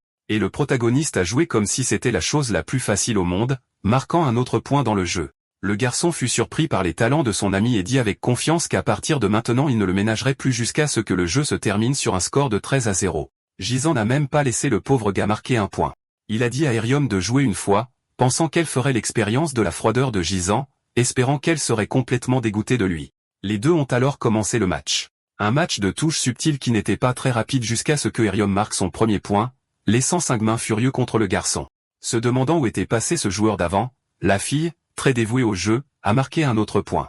Ils sont ensuite allés aux machines à pince où Seung-min pensait qu'il s'en sortirait bien. Mais après quelques tentatives infructueuses, il a dit à Aerium d'attendre encore un peu. Il allait bientôt réussir. Il a essayé une fois de plus et a encore échoué. Il s'est mis en colère, pensant que c'était une arnaque. Et à côté de lui, Gisant a calmement attrapé un autre ours, avec deux ours identiques mais de couleurs différentes dans ses bras. Il a donné un ours à chacun de ses amis. Un peu embarrassé, Seung-min l'a remercié et s'est demandé ce que ce type ne pouvait pas faire. Contrarié par tout ce qui se passait, il a décidé d'utiliser sa dernière carte. Il les a emmenés tous les deux à un karaoké, confiant en ses talents de chanteur, chantant aussi fort que possible, espérant que la fille le remarquerait, offrant un vrai spectacle, non pas de chant, mais plutôt de comédie. La fille s'accrochait à la peluche qu'elle avait gagnée de son coup de cœur. Alors qu'il chantait comme un fou, Seung-min s'est étouffé avec sa propre langue et est sorti en courant chercher de Léo. Les deux se sont alors retrouvés seuls et tout est tombé dans un silence complet. La fille a pris son téléphone et a envoyé un message au téléphone de Gisant pour le remercier pour lourd. Soudain, son téléphone s'est mis à sonner. Quand elle a vu que c'était son père qui appelait, elle est devenue instantanément nerveuse. Elle s'est levée et est partie en courant. Mais en sortant, elle a bousculé un homme, lui faisant renverser tout son café. Il a crié sur la fille, lui disant de regarder où elle allait. Et parce qu'elle ne s'est pas excusée, il s'est encore plus énervé. Seung-min, en revenant et en voyant cette scène, a essayé d'aider. L'homme a demandé si c'était sa petite amie, et le garçon a répondu qu'ils n'étaient que des camarades de classe. Le type a renversé le reste du café sur la tête de la fille, et comme prévu, le lâche n'a rien fait. Mais Gisèle est arrivé et a attrapé le bras de l'homme, qui a demandé ce qu'il fichait. Notre protagoniste a fait un croche-pied à l'homme, le projetant au sol comme un sac poubelle. Le type qui était avec l'homme a essayé d'attaquer le garçon mais a reçu un coup de poing. Aerium a vu les deux hommes tomber devant elle, et Gisant l'a attrapé par le bras et l'a relevé. Les deux se sont enfuis pour éviter les ennuis. Seung-min était resté en arrière, et l'homme lui a demandé s'il était ami avec ces deux-là. Rapidement, il s'est enfui pour que ça ne lui retombe pas dessus. Il a attrapé son sac à dos et son ours en peluche et est parti. Quand il est arrivé dans la rue, il a vu les deux descendre les escaliers en courant. Il a crié pour essayer d'attirer leur attention, mais ils l'ont ignoré et ont simplement continué leur chemin. En les regardant de loin, il était fasciné par la façon dont ils allaient bien ensemble. Gisèle a aidé Aerium quand elle était en danger, mais Seung-min se voyait juste comme un lâcheur. Et pour la fille, il n'était qu'un PNJ ordinaire. Abattu, il est rentré chez lui, déçu de lui-même, jusqu'à ce que quelqu'un l'appelle par son nom. C'était Gagamin qui gisait dans un coin, tout contusionné. Le garçon s'approche de lui et lui demande ce qui s'est passé. Les larmes aux yeux, il dit qu'il n'est pas qualifié. Il n'est pas capable de devenir le porte-parole de Gisant. Le garçon lui demande s'il a été battu par le gang de Jinwoo. Gajimin dit qu'il a quand même promis qu'il ferait participer Gisant au combat de chiens. Tout ça à cause de sa peur. Seung-min a remarqué que Gajimin n'était pas différent de lui. C'était la vie d'un lâcheur. Il a aidé le garçon à se relever et à marcher vers sa maison. Gagamin a demandé ce qu'il devait faire maintenant, et Seung-min a répondu que si Gisant les considérait comme des amis, il les aiderait. Les deux, main dans la main, sont arrivés à un certain point, et Gisant a lâché son bras, et ils ont continué à marcher côte à côte. Elle a alors pris un parapluie et les a couverts tous les deux pour qu'ils ne soient pas mouillés par la pluie. Yena, qui était à proximité, a vu les deux marcher très près l'un de l'autre. Quand elle les a remarqués ensemble, elle est restée sans voix, et son amie a demandé si quelque chose s'était passé. Elle a fait comme si de rien n'était et a dit que ce n'était rien. Puis sa petite amie lui a dit de se dépêcher car les autres l'attendaient. Et elle a continué son chemin, en regardant les deux marcher très près l'un de l'autre. Pendant ce temps, le téléphone d'Arium vibrait avec d'autres notifications, mais elle les a ignorées et a simplement continué son chemin. Arrivée à l'immeuble où se trouvait sa maison, elle s'est arrêtée et a sorti son téléphone. Elle lui a écrit que c'était ici qu'elle habitait. Elle lui a tendu le parapluie et est partie. Elle est partie en courant, sautillant de joie d'avoir eu ce moment avec son coup de cœur. Alors qu'il se retournait pour partir aussi, quelqu'un lui a tapé sur l'épaule et il s'est retourné. Il a trouvé un message sur son téléphone qui disait « Merci beaucoup pour aujourd'hui ». Et Arium, souriante, tenait le téléphone. La fille est alors retournée en courant vers sa maison. Elle est entrée dans l'ascenseur et a monté quelques étages en regardant Gisant partir, mais le bruit d'un briquet qui s'allume a surpris la fille. En regardant sur le côté, elle a vu un homme fumer une cigarette.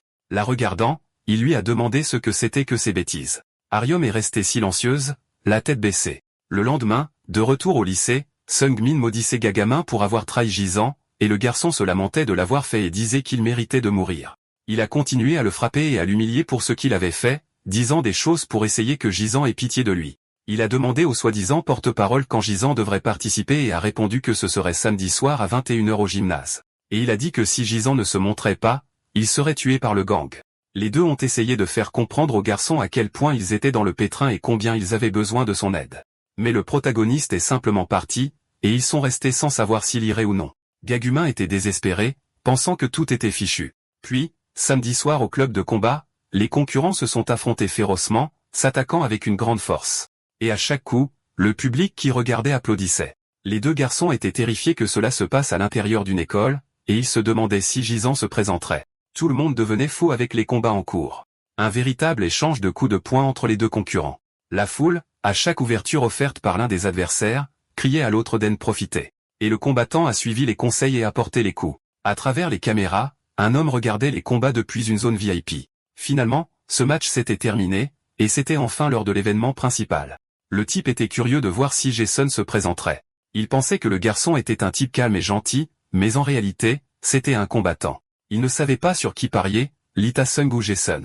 Il était peut-être curieux des compétences du nouvel élève, mais bien sûr, il devait parier sur Ta-sung, car ce type était le vrai chien de chasse. Le téléphone a sonné, et quand il a répondu, on lui a dit qu'il y avait un élève à la porte, mais qu'il ne répondait à aucune question.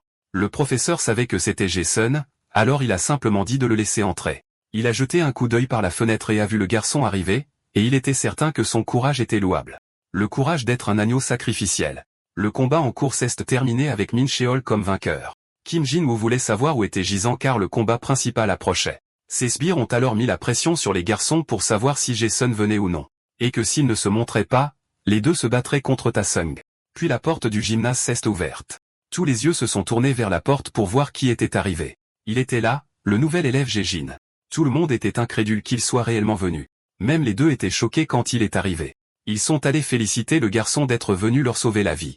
Kim Jin-woo a dit qu'il arrivait juste à temps comme un fantôme, et qu'il attendait depuis longtemps. Il a mentionné que si le garçon gagnait, ceux qui avaient parié sur lui remporteraient le jackpot, et que seulement 10% des gens avaient parié sur lui. Il a aussi dit qu'il avait parié sur lui. À ses yeux, Gisant était un salaud avide de chasse. Il a demandé au garçon de montrer tout ce qu'il savait aujourd'hui. Les deux combattants de l'événement principal se faisaient face, se regardant fixement, essayant de déceler quelque chose chez l'autre. Le garçon a enlevé son casque, demandant s'il était le nouvel élève. Il a jeté son casque à quelqu'un dans la foule et lui a dit de jouer cette chanson.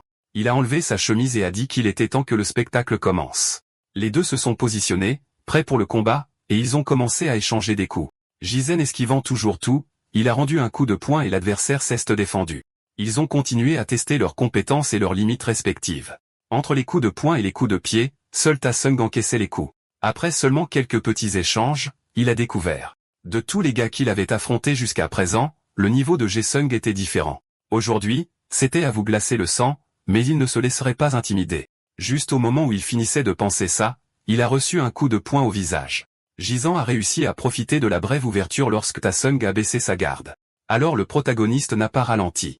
Il a continué à asséner de multiples coups à son adversaire, ne lui laissant aucune occasion de riposter. Ses deux amis célébraient chaque coup qu'il portait. Ta-sung s'énervait parce que l'expression du garçon ne changeait jamais. Il ressemblait à un punching ball pour Gisant. Le professeur qui regardait à travers les caméras se demandait ce qui n'allait pas avec le garçon sur lequel il avait parié. La foule a commencé à s'énerver parce que Litason n'attaquait pas.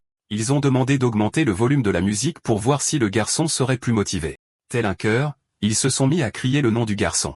La musique et les gens qui criaient son nom ont commencé à le motiver. Pendant ce temps, Gizan trouvait cette voix quelque peu familière, et cette distraction lui a fait encaisser ses premiers coups, remotivant le public, qui voulait savoir quelle était cette chanson.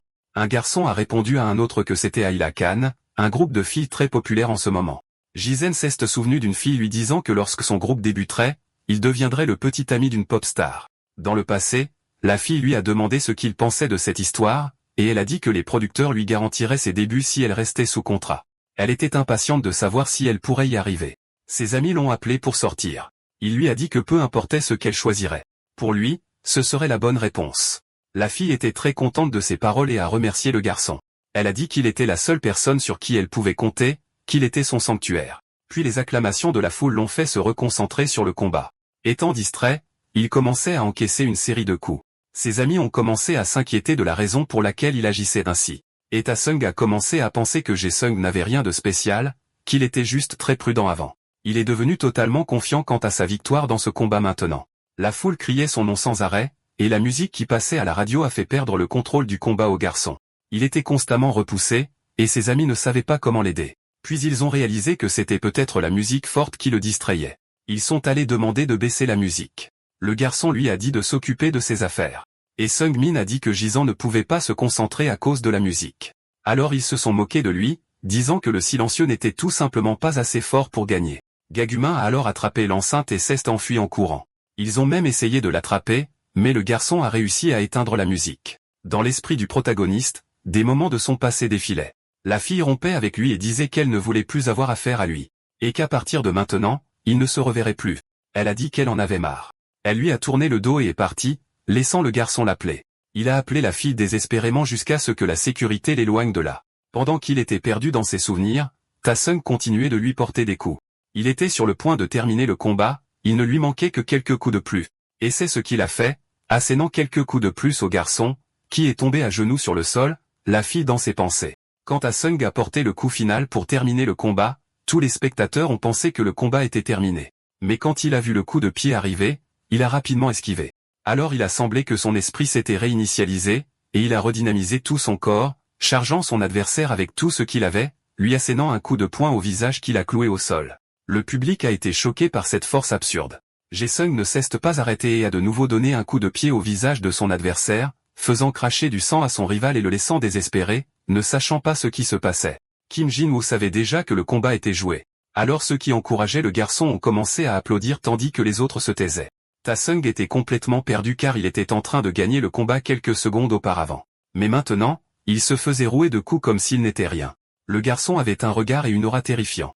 Au sol, son adversaire le suppliait d'arrêter. Mais le protagoniste s'en fichait complètement et lui a de nouveau donné un coup de pied au visage, et a continué à le frapper encore et encore. Alors tout le monde a commencé à se demander ce qu'il faisait, car il allait tuer le gars s'il continuait comme ça. Mais Gizan semblait possédé par la rage. Les gens ont demandé à Kim Jin-woo s'il n'allait pas finir par tuer son adversaire s'il continuait à ce rythme. Mais au lieu d'être inquiet, il semblait satisfait de la soif de sang du garçon. Il était heureux de penser que ce garçon serait un succès au box-office. Et il a demandé qui devrait être son prochain adversaire pour rendre le combat encore plus excitant. Ses amis sont alors intervenus dans le combat, le retenant et lui disant qu'il avait déjà gagné. Le professeur était furieux de voir son favori perdre de cette manière. Mais pour lui, ce qui comptait, c'était qu'il lui rapportait de l'argent. Et il croyait que Gizan pourrait être de son côté à cet égard. Maintenant, il lui suffisait de le transformer en un chien de chasse loyal. Il serait le seul à entraîner le garçon. Gizan a repris ses esprits, mais son adversaire était déjà presque inconscient au sol. Kim Jin-woo l'a félicité pour sa victoire et a dit que son jugement n'était pas erroné. Il a dit au garçon de montrer ce même regard fou lors du prochain match également. L'argent du combat serait livré par l'intermédiaire de son agent. Il est ensuite parti, et les deux garçons l'ont suivi. Les deux se sont montrés amicaux, disant qu'ils devraient aller célébrer la victoire. Mais Jizen a juste repoussé la main de Gagama comme pour dire de ne pas le toucher, et il s'est éloigné, laissant les garçons confus. Un peu plus loin, en passant devant un magasin, il a entendu un son familier et a regardé pour voir le spectacle des Halicons à l'écran. L'intervieweur lui a demandé si elle était au courant de sa popularité ces derniers temps. Elle a dit qu'elle sentait que ses fans appréciaient ses efforts même dans les moments de faiblesse et les a remerciés. Seungmin et Gagamin suivaient le garçon et étaient curieux de savoir pourquoi il s'était arrêté pour regarder ça sur Alicon.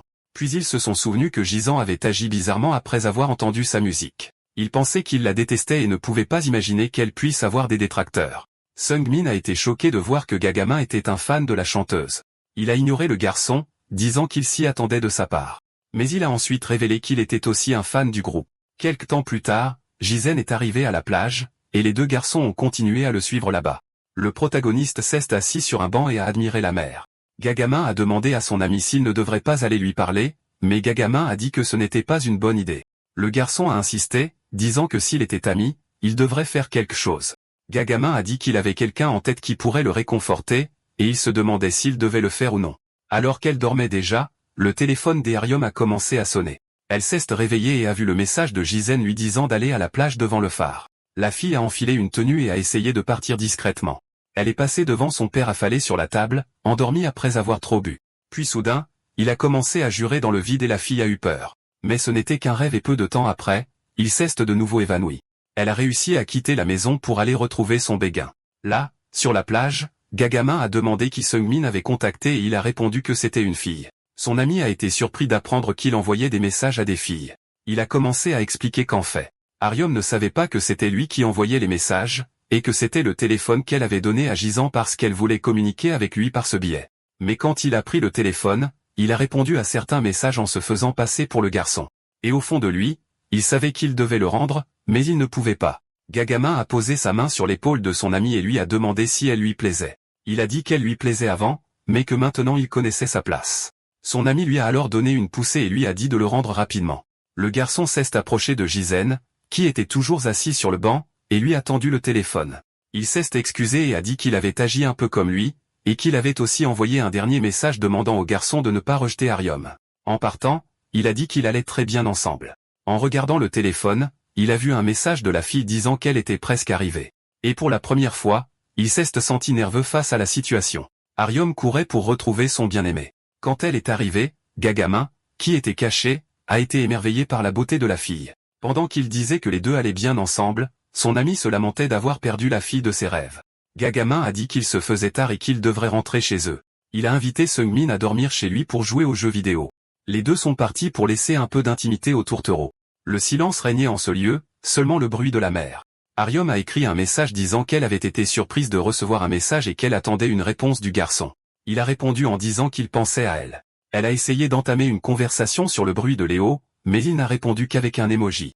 La fille a demandé s'il venait souvent ici et il a répondu que c'était sa première fois. Jizen a demandé à quelle heure elle allait se coucher d'habitude. Et Arium a répondu qu'à 22 heures, et en fait, quand elle a vu le message, elle dormait déjà. Il s'est levé et a dit qu'il la raccompagnerait, mais la fille lui a pris le bras et a dit qu'elle ne voulait pas rentrer. Il n'a pas discuté ni contesté. Il a simplement accepté sa demande. Il est allé au distributeur automatique pour leur prendre quelque chose à boire. Elle l'a remercié pour sa gentillesse, et il lui a demandé pourquoi elle ne voulait pas partir. La fille a dit que sa maison ressemblait à une prison. Elle a aussi dit qu'elle avait été surprise de recevoir son message aujourd'hui, et que la dernière fois il avait seulement envoyé un message de bonne nuit, ce qui l'avait aussi surprise ce jour-là.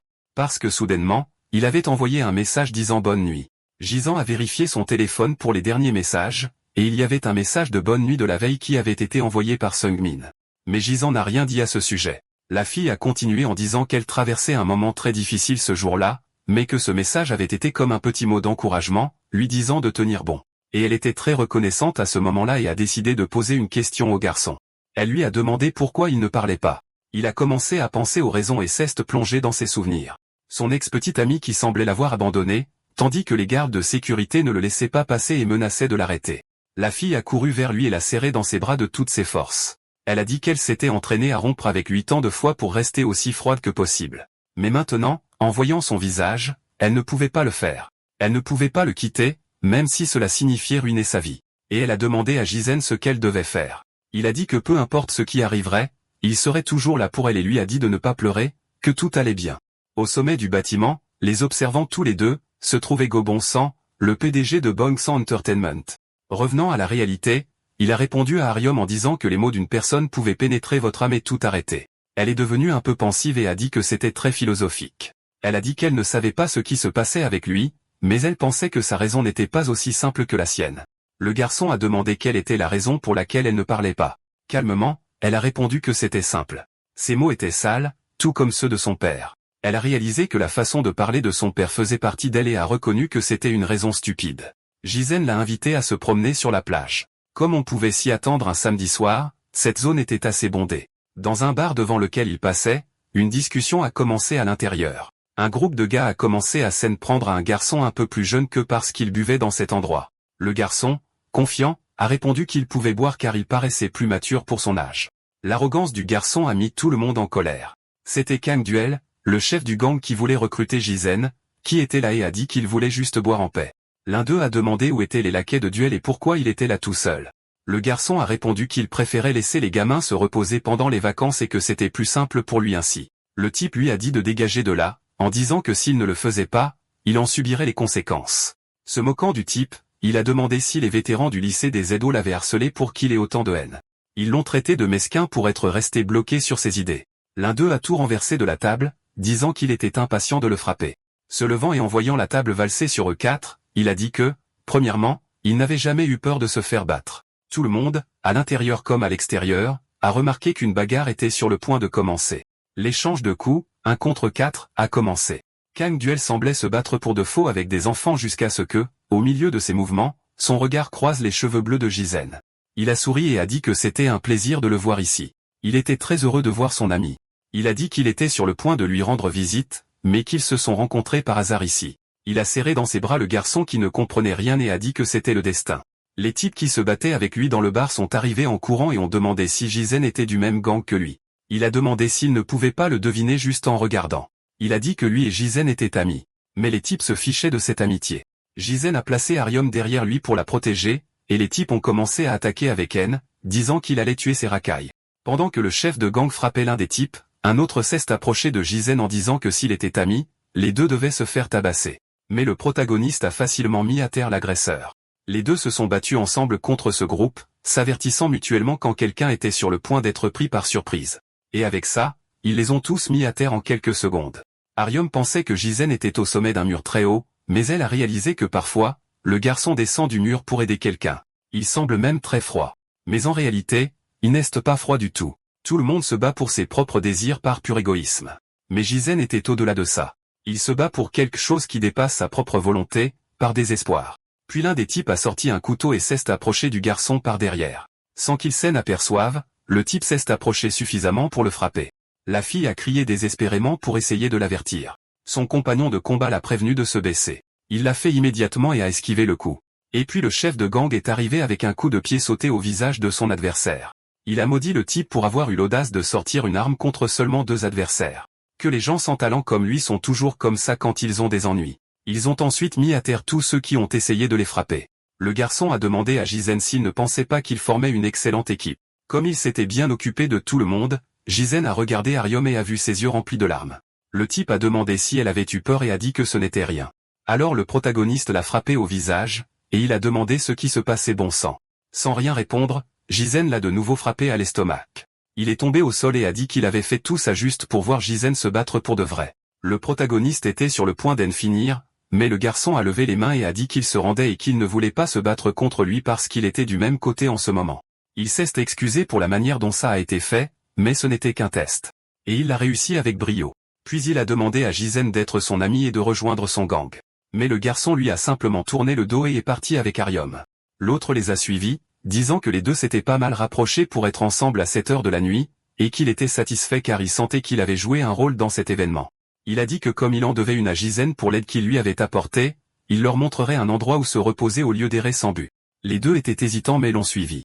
Le type les a emmenés dans une bibliothèque de bande dessinée. Il a appelé le responsable qui dormait pour servir ses nouveaux clients. Il semblait être dans un sommeil profond, ne sachant même pas combien de temps s'était écoulé. Il a dit qu'il n'avait jamais vu ces visages dans le coin et Doyle a répondu que c'étaient ses nouveaux amis. Le responsable a dit qu'apparemment, son type d'amis avait changé puisque ceci était beau. Il a dit aux deux de s'asseoir où ils voulaient et qu'il aurait tout le temps nécessaire grâce à la maison. Pendant que le garçon les enregistrait, chez Ariom, son père se réveillait de son sommeil profond. Quand il s'est levé, il a remarqué que la porte était ouverte. Il est allé dans la chambre de la fille et a vu qu'elle n'y était pas. Il a commencé à la chercher dans toute la maison. Il est devenu désespéré quand il n'a trouvé la fille nulle part. Doyle a dit que c'était sa cachette secrète où il avait l'habitude de se détendre à tout moment, et qu'il leur donnerait 2 permissions spéciales car il ne laissait personne y entrer. Il a demandé si cela réglait sa dette envers le garçon. Il a dit aux deux de se détendre et de lire quelques manhwas. Il leur a dit au revoir et a mentionné qu'il allait faire une sieste. Il s'est allongé dans un des coins et s'est endormi là. Les deux sont restés silencieux, et Gisèle a sorti son téléphone et a demandé si elle avait eu peur. Ariom a dit que non, qu'elle était calme maintenant. Elle a demandé s'il voulait lire un manhwa. Il a accepté, et ils ont choisi une œuvre pour commencer à lire. Après avoir lu quelques pages, il y a eu quelques moments de timidité de la part de la fille. Ils ont continué à lire tranquillement pendant un bon moment, jusqu'à ce que le responsable de la bibliothèque vienne leur offrir quelque chose à boire, offert par la maison. Il a exprimé sa surprise que Doyle ait aussi des amis comme eux. En fait, Doyle n'a pas de vrais amis, juste des jeunes qui cherchent la bagarre toute la journée. Quand il leur a tendu les boissons, ils ont remarqué qu'il lui manquait une partie de 2 doigts de la main. Il a réalisé qu'il était surpris par ça. Il a dit qu'il y était déjà habitué, que ça ne le dérangeait plus. Mais au début, c'était horrible, et que Doyle n'a toujours pas accepté qu'il ait perdu ses doigts. L'enfant qui était autrefois ordinaire a commencé à dévier du droit chemin à ce moment-là. Il s'est excusé auprès des deux d'avoir tant parlé pour leur première fois ici, et leur a demandé de prendre soin de Doyle pour lui car c'est un excellent cadet. Les heures ont passé, et la fille dormait appuyée sur son épaule. Elle a dormi jusqu'à ce que son téléphone se mette à sonner. Elle s'est réveillée en sursaut à cause du bruit et s'est sentie gênée en voyant qu'elle était appuyée sur Gisèle. En regardant son téléphone, elle a vu 3 appels manqués. Elle a envoyé un texto au garçon pour lui dire que c'était son père qui appelait et qu'elle devait rentrer. Gisèle a dit qu'il la raccompagnerait alors. Les deux sont rentrés à pied à travers la belle nuit. Ils sont arrivés à l'immeuble où la fille vivait. Ils ont pris l'ascenseur pour monter jusqu'à la porte de son appartement. Elle l'a remercié pour les heures de liberté qu'elle avait passées avec lui. Gisèle était un peu confus par ce qu'elle voulait dire et elle s'est dirigée vers son appartement. Lorsqu'elle a entré le mot de passe pour ouvrir la porte, son père l'a ouverte furieusement. Il a crié et lui a demandé si elle savait quelle heure il était et combien de fois il l'avait appelée. Il a dit qu'elle devait être devenue folle pour faire une chose pareille. Voir son expression l'a rendue encore plus en colère. Il l'a giflée et l'a maudite de le regarder comme ça alors qu'elle avait tort. Avec la fille par terre, il lui a demandé si elle ne respectait pas son père. Tenant la fille pour la pousser à l'intérieur de la maison, il lui a demandé comment elle avait osé sortir sans le lui dire et ce qu'elle avait fait jusqu'à maintenant. Il a continué à crier de plus en plus fort sur la fille, exigeant qu'elle réponde à ses questions. Gisèle, voyant cela, est devenu furieux et s'est approché d'eux. Son père, en le voyant, était sûr qu'il avait emmené sa fille à cette heure, et qu'aujourd'hui il ne laisserait pas le garçon partir d'ici. La fille a attrapé les vêtements de son père à 2 mains. Son père lui a crié de le lâcher immédiatement. Elle a regardé Gisèle les larmes aux yeux et lui a crié de s'en aller. Lui donnant une autre gifle, le vieil homme a dit qu'il tuerait ce garçon sur le champ. La fille a résisté aux gifles et a continué à s'accrocher à son père, disant à Gisèle de partir. Elle lui a crié de juste partir, alors il a entendu ces mots et s'est enfui. Le protagoniste a commencé à penser qu'il avait déjà appris à fuir lorsqu'il s'était enfui dans cette ville par le passé. Il n'avait pas non plus été capable d'affronter cela auparavant. Pendant qu'il fuyait, le père de la fille continuait de la frapper pour qu'elle le lâche. Mais Gisèle a juste profité de l'occasion pour s'échapper. La personne qu'il était s'enfuit s'il ne peut pas se battre contre quelque chose. C'est comme s'il ne s'était rien passé. Il ferme les yeux dans le silence et l'obscurité, luttant pour se cacher. Bien loin de la maison de la fille, il marchait complètement épuisé et secoué. Finalement, il est arrivé chez lui. Un vieil homme était agenouillé devant le Bouddha en train de prier. Gisèle s'est agenouillé à la porte et le vieil homme, en le voyant, a dit qu'il était rentré tard. Il a dit que c'était la première fois que le garçon était en retard comme ça et qu'il devait avoir beaucoup de choses en tête. Le quartier où il avait déménagé pour se cacher était l'endroit le plus calme pour vivre. Mais même là, il s'est fait de nouveaux amis avec le temps. Et maintenant, il devait faire un choix avant que tout cela ne devienne trop sérieux, soit l'accepter, soit s'enfuir une fois de plus. Quelques jours ont passé depuis cet incident. Les combats continuaient d'avoir lieu à l'intérieur de l'école. Le club de combat était de la pure sauvagerie. Celui qui gagnait n'arrêtait de frapper que lorsque l'autre le suppliait. Et les brutes se croyaient fortes en battant des élèves plus faibles. Jinwoo, voyant que le garçon s'était rendu, était furieux au point de lui en demander la raison. Il a dit que le garçon avait à peine commencé le combat pour abandonner. Le garçon a alors répondu qu'il n'avait pratiquement aucune chance et aucune raison de continuer à se battre s'il savait qu'il allait perdre. Alors Kim Jin-woo lui a donné un coup de pied au visage et a dit que s'il était sur le ring, il ne devrait pas avoir ce genre de mentalité. Et les gens comme lui ne méritent pas d'être des combattants. Il a terminé en disant au garçon de ne plus jamais le regarder en face. Un des sbires a dit que le professeur Kim le demandait dans la réserve. Alors, dans la réserve, le professeur lui a dit qu'il avait besoin de vrais combattants et non de ces parasites, et que tout le monde attendait avec impatience le prochain combat de Gisèle. Kim Jin-woo a dit qu'il essayait de trouver des combattants, mais que la plupart n'avaient pas d'endurance, et que les autres avaient peur de se blesser. Le professeur a demandé s'il était en train de dire qu'il ne trouvait personne. D'une voix tremblante, il a répondu qu'il n'avait pas dit ça, et qu'il avait seulement dit que ça prendrait un peu de temps. Quand on lui a demandé combien de temps ça prendrait, le garçon a demandé 1 mois au professeur. L'homme a alors dit qu'il avait fait du salaud qui se baladait en fausse basket quelqu'un capable de porter des vêtements de luxe. Et maintenant, il semble qu'il soit très confiant et que les clients n'attendent pas 1 mois. Il a aussi dit qu'il y avait d'autres endroits de jeu pour qu'il obtienne sa dose de dopamine. Que s'il n'y arrivait pas, il pouvait se retirer de la gestion du chien de chasse. Le garçon s'est agenouillé et a dit qu'il ne voulait pas ça et a promis de faire de son mieux. Le professeur lui a marché sur la tête et a dit qu'il avait 1 semaine. S'il ne trouvait pas d'adversaire pendant cette semaine, il devrait prendre ses responsabilités et se battre. Kim Jin-woo contre Jason serait un combat intéressant. De cette façon, il pourrait à nouveau prendre plaisir à montrer sa version d'un combattant et les clients adoreraient ça. Le professeur partait et lui a rappelé le délai d'1 semaine. Il était furieux à l'idée de devoir combattre Jason. Maintenant, il doit trouver n'importe qui pour se battre. Pendant ce temps, sur le toit, les 3 déjeunaient ensemble. Gagumin a dit qu'il avait gagné un bento donkatsu et que c'était mauvais de manger du pain tous les jours. Les 2 garçons n'arrêtaient pas de dire à Jizen de manger car il était trop maigre. Déjeuner là-bas était devenu une routine pour eux car l'endroit était confortable. Quand le téléphone du garçon a vibré, Sangmin a immédiatement demandé si c'était Ariom. Il est devenu anxieux, demandant si les 2 s'entendaient bien et a dit à Jizen de regarder son téléphone. Le protagoniste s'est levé et est allé voir le message loin d'eux, et le garçon continuait de demander à voir ce que c'était. Gagaman lui a donné une petite tape et lui a dit de s'occuper de ses affaires. Ariom avait demandé s'il voulait la retrouver à la librairie de bande dessinée plus tard. Les heures ont passé et les 2 sont allés à la librairie de bande dessinée. Ils ont passé un moment en silence, existant simplement. Elle a pris son courage à 2 mains et a dit que ce serait étrange si elle ne parlait pas maintenant, vu qu'elle avait crié cette fois-là. Et elle a dit qu'elle détestait sa propre voix, car elle a une façon vulgaire de parler qu'elle a prise de son père depuis qu'elle est jeune. Elle aurait aimé pouvoir cacher sa propre voix, mais elle ne le regrette pas car elle n'aime pas le voir se blesser. Ariom a raconté que sa mère avait enduré le comportement de son père, jusqu'à ce qu'elle n'en puisse plus. Et quand ce jour est arrivé, elle est partie. Et maintenant, il n'y a plus qu'elle et son père à la maison. C'est à ce moment-là qu'elle a commencé à parler de moins en moins jusqu'à s'arrêter complètement. Après ça, il ne lui restait que peu d'amis. Kang Duel est alors arrivé à la librairie de bande dessinée. Le vendeur lui a dit que ses amis étaient aussi là. Ariom a continué de dire à Jizen qu'elle avait toujours été seule jusqu'à ce qu'elle entende des rumeurs sur lui. Un nouvel élève transféré qui ne disait rien. Alors elle voulait savoir si son histoire était similaire à la sienne. Kang Duel est arrivé et a été choqué de la voir parler et a demandé ce qui lui était arrivé pour qu'elle parle. Un peu gênée, elle a dit qu'elle était dans une situation où elle n'avait pas d'autre choix que de ne pas parler, et il lui a demandé de quelle situation il s'agissait. Souriant, il a dit que peu importe la raison, il aimait pouvoir communiquer plus librement et la félicité d'avoir recommencé à parler. Le silence s'est de nouveau installé jusqu'à ce que Kang Duel pose une question sur Jizen. Mais il a dit que ça n'avait pas d'importance, et comme ils étaient tous là, ils allaient dîner ensemble. Il a invité le vendeur à se joindre à eux aussi, puisqu'il n'y avait pas de clients, il pouvait simplement baisser les stores et y aller. Alors qu'il partait dîner, Kim Jin-woo était furieux, pensant à la possibilité de combattre Jizen. Le gros a dit que donner juste 1 semaine pour ça était très cruel. Furieux, Kim leur a demandé s'ils ne connaissaient pas une brute à combattre. Le gros a dit qu'il ne connaissait personne et que ce serait embarrassant de perdre contre l'élève transféré. Il a dit qu'il n'avait qu'une seule personne en tête. Il a parlé d'une brute qui a quitté l'école et est devenue un gangster, et que quiconque avait affaire à lui était condamné. L'autre garçon a demandé si ce ne serait pas trop d'impliquer un vrai gangster là-dedans. Kim Jin-woo a demandé de qui il parlait. Quelque part en ville, un homme subit la pression d'un usurier pour avoir 2 mois de retard sur ses paiements, et que se cacher sans prévenir personne revenait à essayer de les éviter.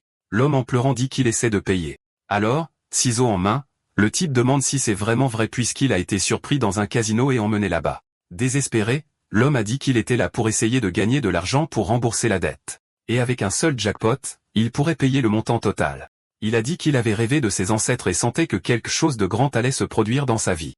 L'homme a pris sa main et avec des ciseaux, il a tenu son doigt. Terrifié par la situation, il supplie pour avoir plus de temps pour rembourser le prêt. Le propriétaire a dit que même en travaillant, il ne payait pas la dette, et maintenant il voulait payer en jouant.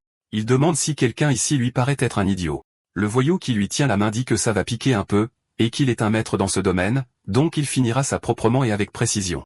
L'homme implore le pardon, mais personne ne l'écoute, et il lui coupe un de ses doigts. Alors le voyou dit que ce qui se passe maintenant est très important, et qu'il a 1 heure pour trouver l'argent. Ensuite, il lui rendra le doigt pour qu'il puisse le faire recoudre. Il a dit à l'homme de s'enfuir d'ici, et au milieu des larmes, il est parti. Le patron a demandé si son sbire était compte d'ajouter un autre doigt à sa collection. Il a répondu qu'il n'aimait pas ce genre de doigt de basse qualité, mais que ça faisait un moment qu'il n'avait pas ressenti ce frisson.